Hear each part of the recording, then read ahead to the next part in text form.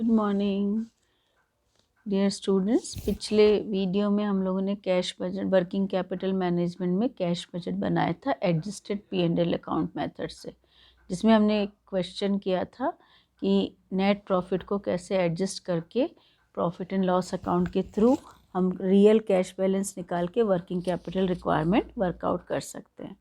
तीसरा जो cash budget का मेथड है वो है प्रोजेक्टेड बैलेंस शीट मेथड। ये भी मैंने पिछले वीडियो में एक बार एक्सप्लेन किया था इसका सारा प्रोसेस।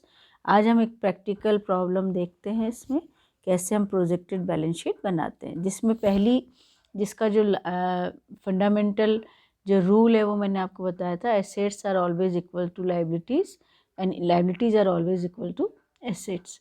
दोनों हम फोरकास्ट करते हैं और फोरकास्ट करके एस्टिमेट करते हैं, और क्योंकि एस्टिमेशन है तो जब बैलेंसिंग फिगर आता है, यदि liabilities are greater than assets तो balancing figure cash at bank हो जाएगा, तो वर्किंग कैपिटल की ज़रूरत नहीं है। और यदि liabilities are less than assets तो जो बैलेंसिंग फिगर है वो शो करेगा कि वर्किंग कैपिटल रिक्वायरमेंट है और जिसको हम ओवरड्राफ्ट से पूरा कर सकते हैं। तो हमारे सामने एक एग्जांपल है ये फॉलोइंग, जिसमें कैश बजट बनाना है 31 मार्च 2004 के बैलेंस शीट दे रखी है, जिसको प्रोजेक्ट करेंगे 2005 के लिए। तो यहाँ पे fix assets, stocks, debtors, prepaid expenses, cash at bank assets की तरफ दे रखा है, और equity share capital, reserves and surplus, 8% debentures, creditors for goods, outstanding expenses, propose dividend liabilities के। अदर इन्फॉर्मेशन में a new machine costing ₹1 lakh will be purchase in August 2004।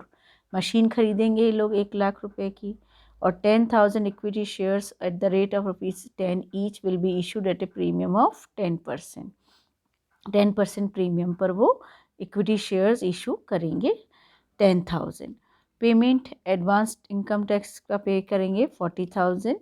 Dividend 15% की rate से ये लोग प्रपोज कर रहे हैं ऑन क्लोजिंग शेयर कैपिटल पर, यानी कि जो भी शेयर कैपिटल होगी उस पर 15% डिविडेंड दिया जाएगा।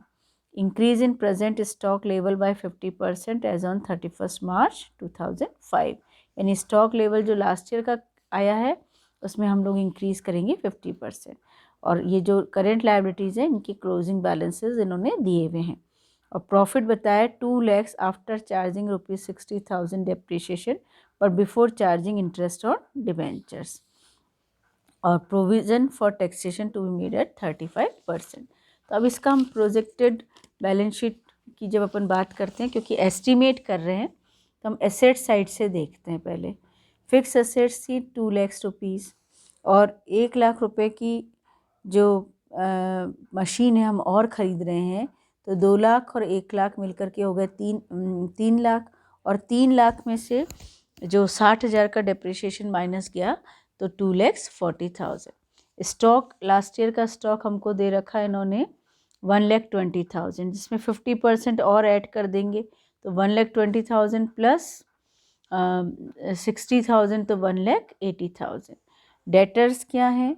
डेटर्स के इन्होंने दे रखा है 1,80,000 का closing balance, advance income tax का 40,000, प्रीपेड इंश्योरेंस 10,000। ये सारे एसेट्स के हमको बता रखे हैं। जब लाइबिलिटीज़ की तरफ अपन चलते हैं तो इक्विटी शेयर कैपिटल इन्होंने बताया था लास्ट ईयर 2 lakhs का था, और अभी वो 10,000 के 10 रुपीज़ के अकॉर्डिंग और इशू करेंगे एट अ प्रीमियम ऑफ 10%। तो 10,000 एट द रेट ऑफ ₹10 हो गया 1 लाख, तो 2 lakhs प्लस 1 लाख टोटल हो गया 3 lakhs, और प्रीमियम 10% है 10,000 पे, तो हमारे पास 10 रुपीज़ ईच है और उस पर 10% का प्रीमियम है, तो 10,000 का प्रीमियम हो गया। रिजर्व्स एंड सरप्लस क्या कहते हैं? ये 1,30,000 के रिजर्व्स एंड सरप्लस है, और आगे इन्होंने बताया है कि 2 lakhs इसमें हमको रिजर्व्स एंड सरप्लस हमको वर्कआउट करना है, तो प्रॉफिट का जो बैलेंस है वो निकालना पड़ेगा। वर्किंग नोट में देखिए एस्टिमेटेड प्रॉफिट आफ्टर डिप्रिशिएशन है 2 lakhs, और डिबेंचर इंटरेस्ट, डिबेंचर हैं आपके पास 8%, तो 1 लाख पे 8% का हिसाब से 8,000, तो प्रॉफिट बिफोर टैक्स आ गया 1,92,000।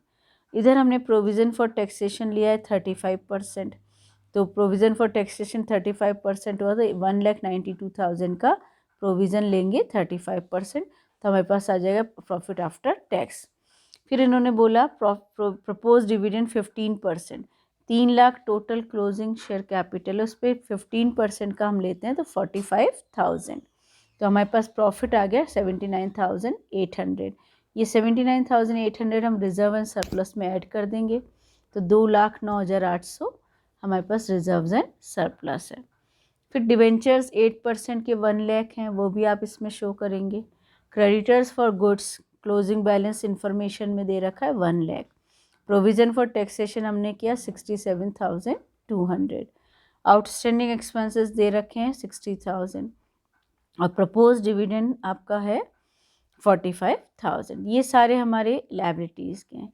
अब हम वही फंडामेंटल जो हमारा बैलेंस शीट का फंडामेंटल है कि लायबिलिटीज़ और एसेट्स बराबर होने चाहिए, दोनों का टोटल किया हमने, तो लायबिलिटीज़ का आया 8,92,000, बट शेयर्स एसेट्स साइड का कम आ रहा है, तो जो बैलेंसिंग फिगर आया 2,42,000 वो क्या बन गया, कैश एट बैंक, क्योंकि लायबिलिटीज़ तो ज़्यादा हैं और एसेट्स कम है, तो बैलेंसिंग फिगर हम शो करेंगे कि हमारे पास कैश अवेलेबल है, चाहे कैश एट बैंक या कैश इन हैंड के रूप में 2,42,000। और यदि इसमें एसेट्स ज़्यादा आती है और लायबिलिटीज़ कम आते तो बैलेंसिंग फिगर हम शो करते बैंक ओवरड्राफ्ट में। तो ये तीसरा मेथड है प्रोजेक्टेड बैलेंस शीट का, जिसके थ्रू हम लोग वर्किंग कैपिटल रिक्वायरमेंट भी निकालते हैं, मैनेजमेंट ऑफ कैश भी करते हैं। तो यहाँ पे ये टॉपिक हमारा कंप्लीट होता है 3 मेथड्स के थ्रू, receipts and payments method, second adjusted P&L account method और third projected balance sheet. Okay, thank you.